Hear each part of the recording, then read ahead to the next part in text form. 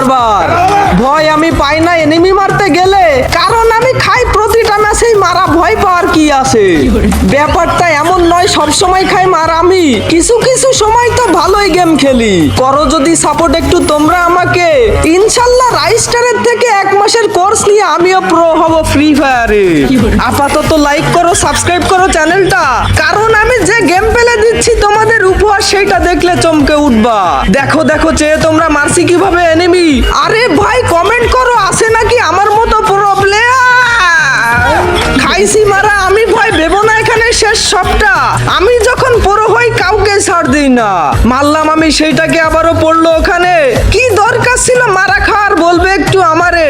একের পর একটা এনিমি করলাম মারা শুরু। ভুইয়া আজ নিতেই হবে রাইস্টার আমার গুরু। বটের নাহান খেলি আমি, বলিও না বট আমাকে।